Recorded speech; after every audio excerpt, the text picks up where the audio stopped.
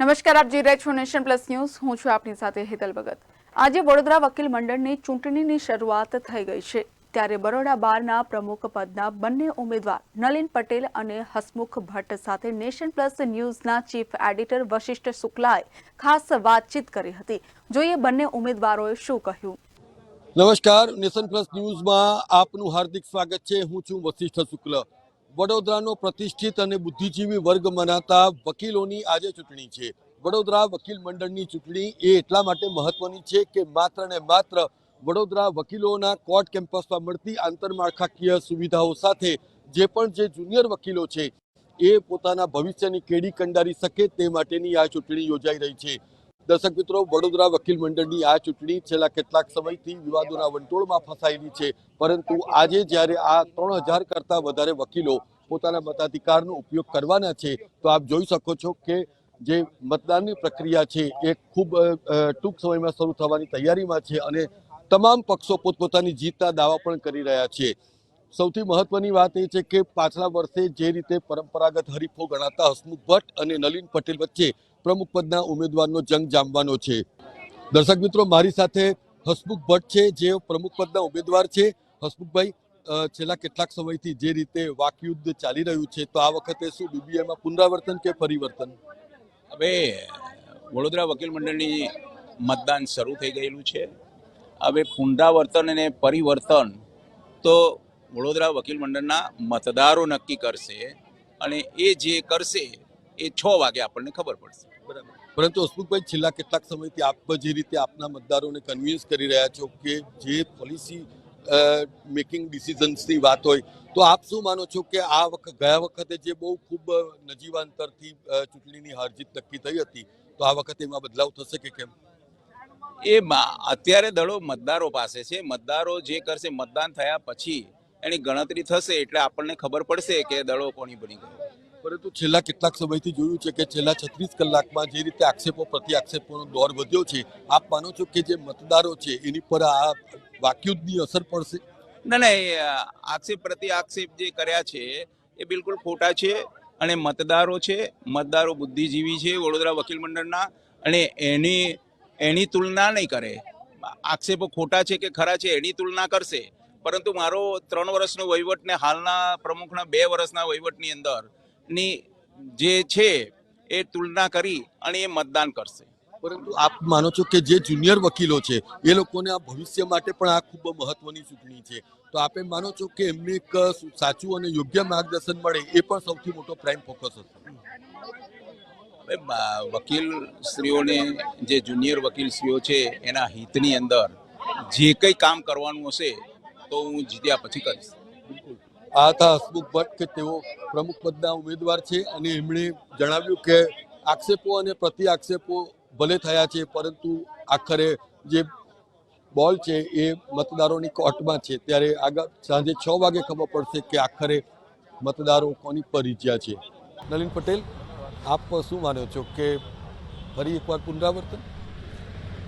જો બરોડા બાર એસોસિએશનના તમામ સિનિયર જુનિયર વકીલ મિત્રો ખૂબ સારી રીતે જાણે છે કે કઈ વ્યક્તિએ આટલા વર્ષો દરમિયાન વકીલાતના સમયમાંથી ભોગ આપીને વકીલ મિત્રોના કામો કર્યા છે।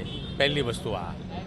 બીજી વસ્તુ કે જે અત્યારે જુનિયર વકીલ મિત્રો જે પદાર્પણ કરી રહ્યા છે એમની પ્રગતિ માટે નલિન પટેલે શું કામ કર્યું છે અને અપોઝિટ સાઈડે શું કર્યું છે, એટલે તમામ વકીલ મિત્રો બુદ્ધિશાળી છે અને ખૂબ જ હોશિયાર છે કે પોતાનો મત એવી જગ્યાએ એટલે કે નલિન પટેલને આપશે કે જે એમનો મત ફેલ થાય નહીં। જે રીતે હસમુખ ભટ્ટની સાથે વાત થઈ ત્યારે એમણે કીધું કે આ વખતે જે અલગ અલગ પ્રકારની જે ટેક્ટિક્સ છે, ગત સમયે જે મતદારો હતા, બરાબર, એમના નામ પાછળથી એડ કરવામાં આવ્યા, આ વખતે એમના જે ફી નથી ભરી એ લોકોને મતાધિકારથી વંચિત રાખવામાં આવ્યા, તો આપે માનો છો કે આ પ્રકારના જે આક્ષેપો પ્રતિ આક્ષેપો છે એ આપના મતદારોને ઇન્ફ્લુઅન્સ કરી શકશે? જો મારી સામેના પ્રતિસ્પર્ધી હસમુખ ભટ્ટ જાણે છે કે મતદાનનો હક કયા મતદારને મળે છે। પહેલામાં પહેલું તો જે વકીલ મિત્ર બાર કાઉન્સિલ ઓફ ગુજરાતમાં નોંધાયેલો હોય તે હોવું જરૂરી છે। બીજા નંબરે બરોડા બાર એસોસિએશનની વાર્ષિક જે ફી ભરી હોય છે એ 2 વસ્તુ જોવામાં આવે છે। અને ત્રીજી વસ્તુ કે બાર કાઉન્સિલ ઓફ ઇન્ડિયાની પરીક્ષા પાસ કરેલી હોવી જોઈએ. આ ત્રણ વસ્તુ જો મેચ થાય તો એને મતદાન મળે છે. એવું નથી કે એકલી ફી ભરી દીધી અને મત મળી ગયો, પણ આ ત્રણ વસ્તુનું કોમ્બિનેશન હોય એવા જ મતદારને મતદાનનો હક મળે છે. આપ જે કહી રહ્યા છો કે હસમુખ ભટ્ટે એમ કહ્યું કે વંચિત રહ્યા છે અમુક મતદારો, પરંતુ જે લોકો ફી ભરવાનું ચૂકી ગયા છે, જે વકીલ મિત્રોએ 1/1 વોટનું ફોર્મ નથી ભર્યું, એ લોકોને મતદાર યાદીમાં સમાવવામાં આવેલા નથી. અને એ કામ કોને કર્યું છે તો કે ચૂંટણી અધિકારીએ જે નક્કી કરેલું હોય એ નીતિ નિયમો મુજબ મતદાર યાદી બનેલી છે. એમાં કોઈ ગડબડ થઈ નથી. પરંતુ મારા પ્રતિસ્પર્ધીને એવું લાગે છે કે એ પોતે જબરજસ્ત બહુમતીથી જીતશે નહીં, પરંતુ હારશે. એવા સંજોગોમાં એમનો લૂલો બચાવ જે છે અત્યારથી કરી રહ્યા છે.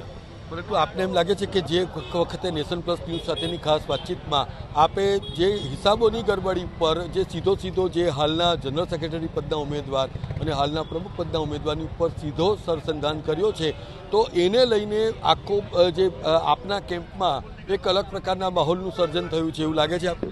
જો કોરોના સમય પહેલાંથી હસમુખ ભટ્ટ પ્રમુખ હતા અને એમના કાર્યકાળ દરમિયાન એમને એવા ટ્રાન્ઝેક્શન કર્યા છે કે જે હું તે એમ માનું છું કે કોઈક એકાઉન્ટન્ટ હોય ને એ પણ આવી ભૂલો ના કરે. જ્યારે આ તો પ્રમુખ એટલે વકીલ છે અને સેક્રેટરી તરીકે રીતેશ ઠક્કર એ પોતે સેક્રેટરી હોય તો એમને હિસાબો કિતાબોની નોલેજ હોવું જોઈએ. અને એમને આડેધડ ટ્રાન્ઝેક્શનો કર્યા, એમાં ઇન્કમ ટેક્સમાં થી નોટિસ એમના કારણે આપવામાં આવેલી છે. અને ઇન્કમ ટેક્સની જે નોટિસ છે એના અમે અમારા એક સ્પેશિયલ વકીલ રોકી ઇન્કમ ટેક્સના અને એના જવાબ આપ્યા છે. પરંતુ આ જવાબ આપવામાં પણ આ લોકો સહકાર નથી આપતા, કારણ કે એમની નીચેથી રેલો પસાર થઈ રહ્યો છે. પરંતુ નલિન પટેલ, આપ શું માનો છો કે જે છેલ્લા સમયે જે ગત વખતની જે ચૂંટણી હતી એમાં જે માર્જિન હતો એમાં કોઈ ફરક આવશે કે કેમ આ વખતના રીતે? આ વખતે એટલો જબરદસ્ત ફરક આવશે કે એમાં જુનિયર વકીલ મિત્રોની તો બહુ જબરજસ્ત વિજય થવાનો છે, કારણ કે એમને એમનું ફ્યુચરની પડેલી છે અને સિનિયર વકીલો એમને કોચિંગ કરી રહ્યા હતા. એટલે સિનિયર વકીલોને પણ ઇન્ટરેસ્ટ છે કે આજનો યુવાન વકીલ આવતીકાલનો પ્રખર ધારાશાસ્ત્રી બને, અને એવા તમામ પ્રયત્નો નલિન પટેલ થકી થયા છે. માટે જંગી બહુમતીથી મને તમામ સિનિયર જુનિયર વકીલ મિત્રો મને જીત અપાવશે.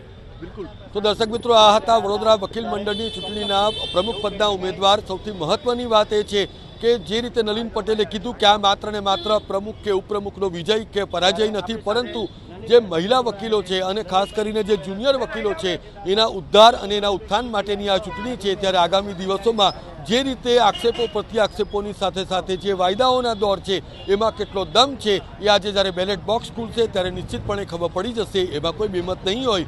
કેમેરામેન નવનીત પરમાર સાથે વશિષ્ઠ શુક્લ, નેશન પ્લસ ન્યૂઝ, વડોદરા.